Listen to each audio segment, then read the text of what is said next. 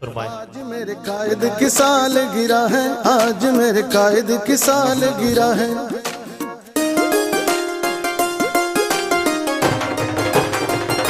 आज मेरे कायद नहमदुहु व नुसल्ली व नुसल्लिमु अला रसूलिल करीम, अम्मा बाद फ़अऊज़ु बिल्लाहि मिनश शैतानिर रजीम, बिस्मिल्लाहिर रहमानिर रहीम। मुअज़्ज़ज़ व मोहतरम उलमाए किराम और अज़ीम तहरीकी साथियों, अल्लाह ताला का बेपाया इनाम व इकराम है हम पर कि जिसने हमें एक बार फिर एक अज़ीम दिन अता फरमाया, एक पुरमसरत दिन अता फरमाया जिसमें हम सब यकजा हैं और हुज़ूर शेखुल इस्लाम मद्दज़िलुल आली की सालगिरह मना रहे हैं। हज़रीन गिरामी कद्र, अक्सर मुकर्रिरीन ने आपने तजर्बात आपके सामने पेश किए, आपने इंफॉर्मेशन हुज़ूर शेखुल इस्लाम के हवाले से आपके सामने पेश की। हुज़ूर शेखुल इस्लाम की शख्सियत एक कसीरुल जिहाद शख्सियत है।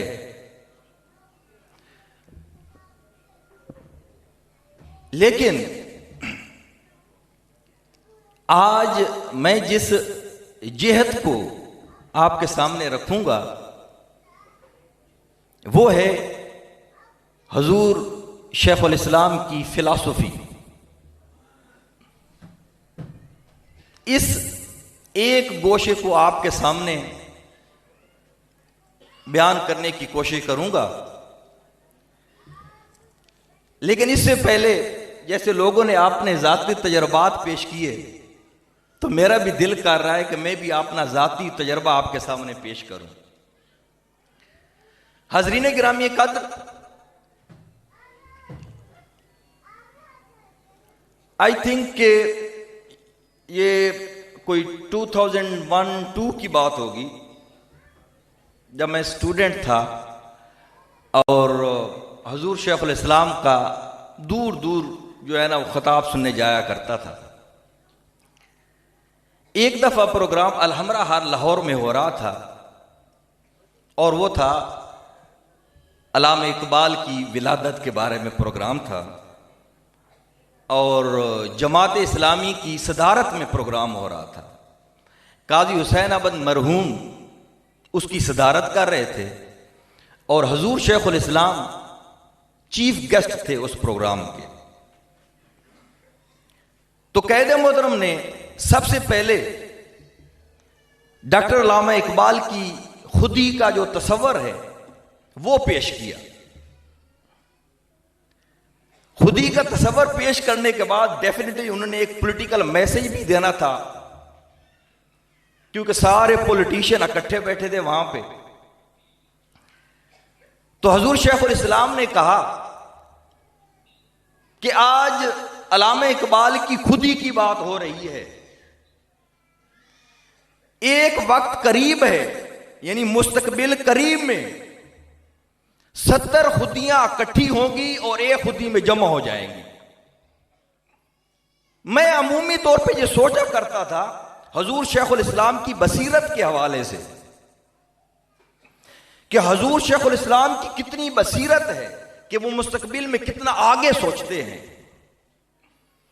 तो रियली मैं आपको बावजूद ये बात कर रहा हूं, हकीकत पर मबनी बात कर रहा हूं कि चंद ही महीने गुजरे थे कि मुत्तहिदा मजलिस अमल उस वक्त सबसे एक कवी अपोजिशन थी, कवी अपोजिशन, मजबूत अपोजिशन।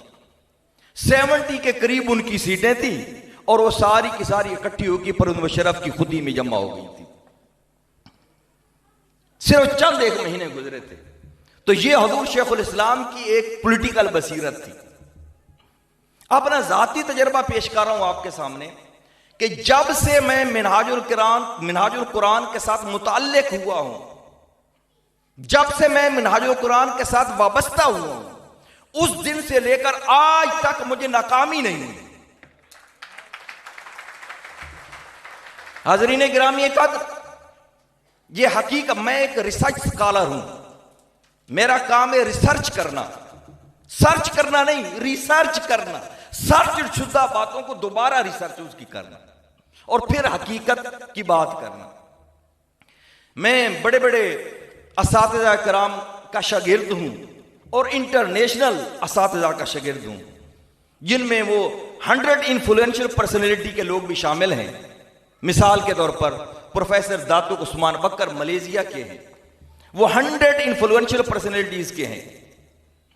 प्रोफेसर तारिक रमदान जो इख्वानुल मुस्लिमीन के जो बानी थे, उनके पोते हैं, हसनुल बन्ना के पोते, मैं उनका भी शागिर्द हूं।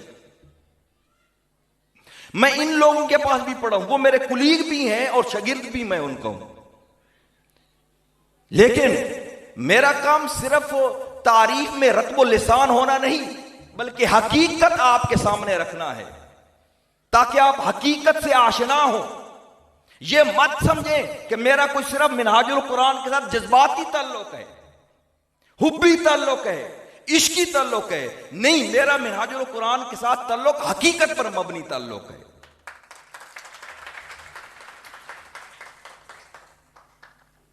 हाज़रीन गिरामी कद्र, हजूर शेखुल इस्लाम की शख्सियत, आपको हर मैदान में आपकी शख्सियत मुतमय्यज़ नजर आती है,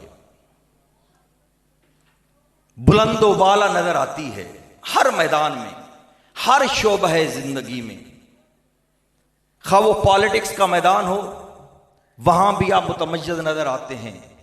खा वो मईशत की फील्ड हो, उसमें भी आप मुतमय्यज़ नजर आते हैं। खा वो सोसाइटी की बात करते हैं, वहां भी आप मुतमय्यज़ नजर आते हैं। यानी जितने भी शोबा है जिंदगी हैं, उन सब में आप मुतमय्यज़ और आला और अरफा और बाला नजर आते हैं। आज जो हजूर शेखुल इस्लाम की शख्सियत का एक माइनर गोशा आपके सामने मैं रखना चाहता हूं, वो है आपकी फिलॉसफी, कि आपका फलसफा जिंदगी क्या है, आप किस फलसफे की बात करते हैं। ये थोड़ी सी फलसफाना डिस्कशन होगी, थोड़ी सी क्या कहते हैं, कॉम्प्लिकेटेड किस्म की। तो मुझे उम्मीद है कि इंशाअल्लाह ताला आपको आगे चल के समझ आना शुरू हो जाएगी इंशाअल्लाह। हजूर शेखुल इस्लाम एक साइंटिफिक मेथड की बात करते हैं। किसकी? साइंटिफिक मेथड की बात करते हैं। हजूर शेखुल इस्लाम साइंटिफिक मेथड से बाहर नहीं जाते। जितने भी उलूम, मुख्तलिफ किस्म के उलूम हैं, एग्जिस्टिंग उलूम, नेचुरल साइंसेज हो गए, प्योर साइंसेज हो गए, सोशल साइंसेज हो गए। क्योंकि मैं रिसर्चर हूं, टीचर भी हूं, तो मेरा काम है हकीकत पर मबनी आपके सामने चीजें रखना। तो जितने भी उलूम हैं वो आर्गुमेंट की बात करते हैं, आर्गुमेंट के साथ एक्सपीरियंस की बात करते हैं। लेकिन जो हमारे ट्रेडिशनल साइंसेज हैं वो एक्सपीरियंस की बात नहीं करते, मुशाहिदात की बात नहीं करते, ऑब्जर्वेशन की बात नहीं करते। यानी आपको एक थ्योरीज पेश कर देते हैं कि अब आपने उसके ऊपर अमल करना है। लेकिन हजूर शेखुल इस्लाम मद्दजिलुल आली साइंटिफिक मेथड की बात करते हैं।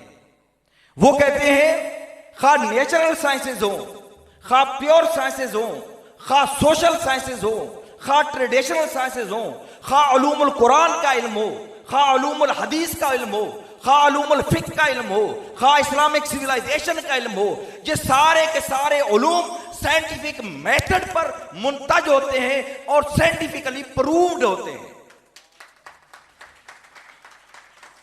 हाज़रीन गिरामी कद्र, इसी तरीके से हजूर शेखुल इस्लाम रिकंसिलिएशन की बात करते हैं। हजूर शेखुल इस्लाम रिकॉन्स्टिट्यूशन की बात करते हैं। अब ये रिकंसिलिएशन क्या चीज है, रिकॉन्स्टिट्यूशन क्या चीज है? हाजरीन गिरामी का ये गौर से सुनने वाली बात है। एक होता है मैटर, एक होता है एंटी मैटर। मैटर कहते हैं मादा को, एंटी मैटर कहते हैं मादा के मुखालिफ, उल्ट उसके बरक्स। इसको कहते हैं, उर्दू में समझाने की कोशिश करूंगा।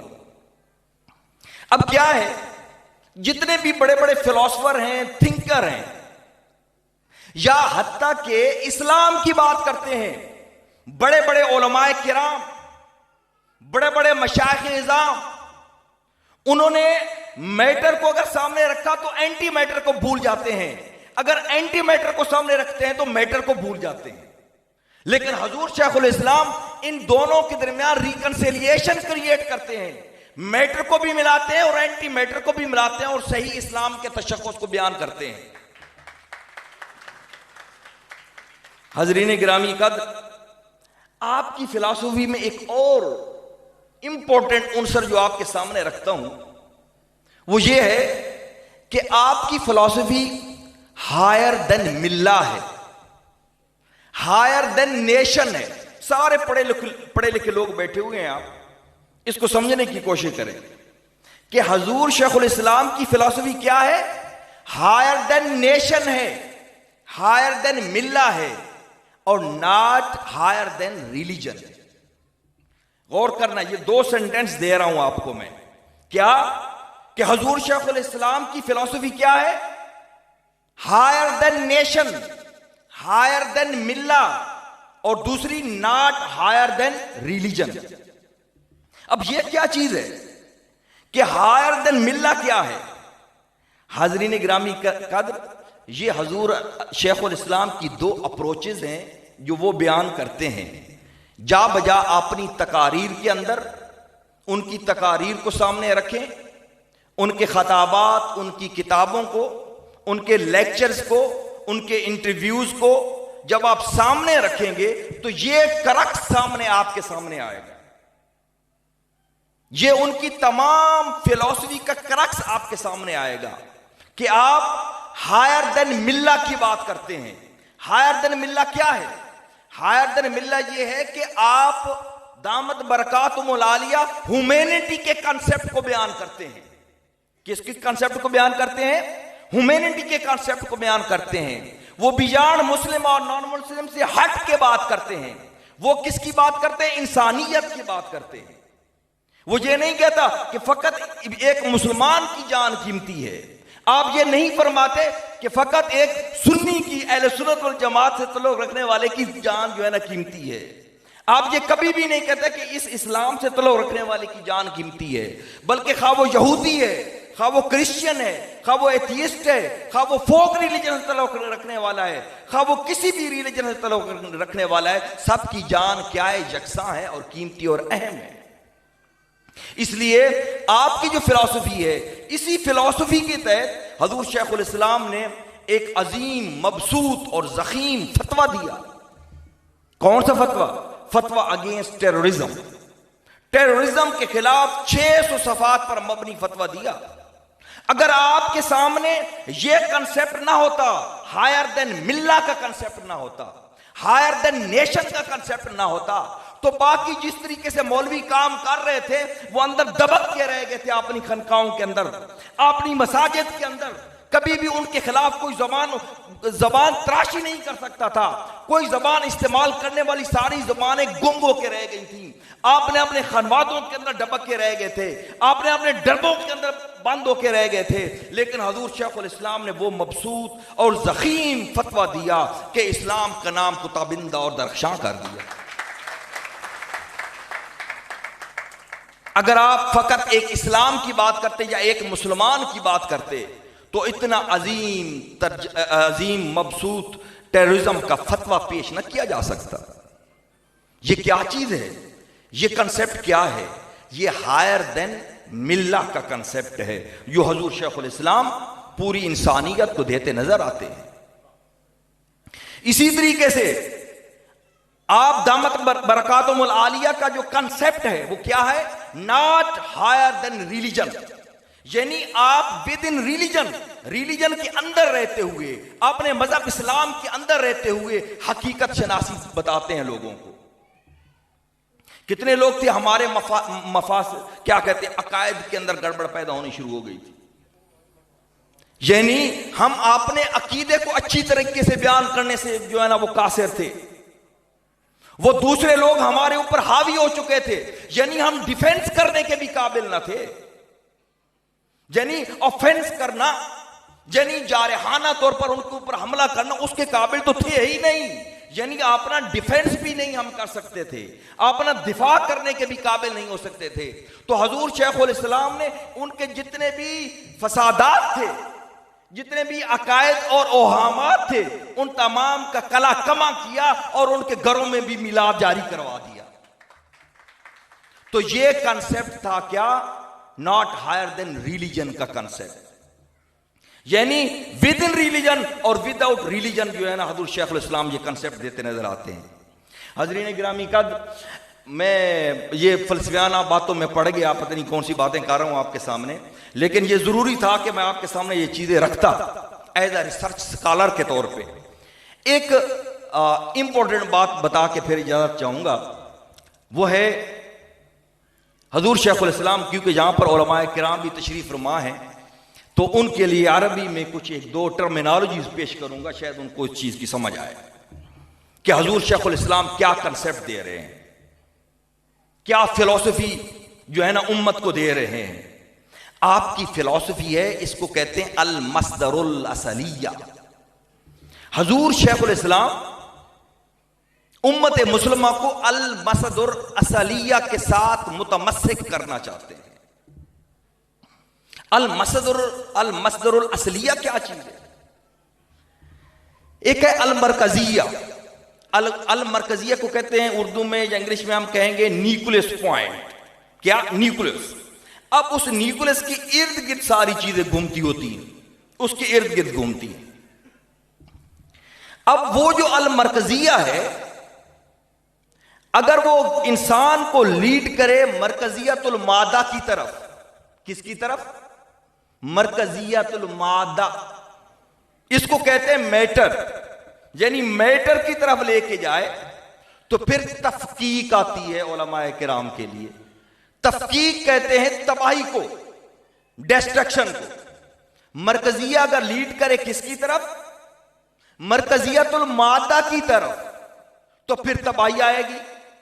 लेकिन इसके बरखिलाफ अगर मरकजिया इंसान को लीड करे मरकजियतुल इंसान की तरफ, यानी मरकजियतुल रूह की तरफ, तो फिर क्या होगा? इसका ताल्लुक कैद पैदा हो जाएगा अल मस्दरुल असलिया के साथ। और अल मस्दरुल असलिया क्या है? अल मस्दरुल असलिया हुवल हक, और वो है अल्लाह सुब्हानहू व तआला। तो हजूर शेखुल इस्लाम क्या करते हैं? लोगों को अल मस्दरुल असलिया के साथ मुतल्लिक करते हैं, अल मस्दरुल असलिया के साथ जोड़ते हैं, डायरेक्ट अल्लाह सुब्हानहू व तआला के साथ जोड़ते हुए नजर आते हैं। तो हजरीन गिरामी, एक लंबी गुफ्तगू है। आज फर्स्ट टाइम आपके सामने इतने बड़े हजूम के सामने बात करने का मुझे मौका मिला। हम क्योंकि यूनिवर्सिटी में होते हैं और यूनिवर्सिटी में एकेडेमिया का माहौल टोटली डिफरेंट होता है, इज्तिमा का टोटली डिफरेंट होता है, लेकिन मुझे बहुत खुशी हो रही है और बहुत इंतहा की खुशी है मुझे कि आज हम हजूर शेखुल इस्लाम की सालगिरह मना रहे हैं और इतने अजीम लोग यहाँ पर बैठे हुए हैं और अजीम स्कॉलर, अजीम उलमाए किराम, उनकी मौजूदगी में मुझे जो है इज़हार ख्याल करने का मौका मिला। हमारी दुआ है कि रब ताला हजूर शेखुल इस्लाम को लंबी ज़िंदगी अता फरमाए, उनका साया हमारे सरों पर तादेर कायम फरमाए और इस तरीके से ये रौनक आबाद रहें। वमा अलैया इल्लल बलाग।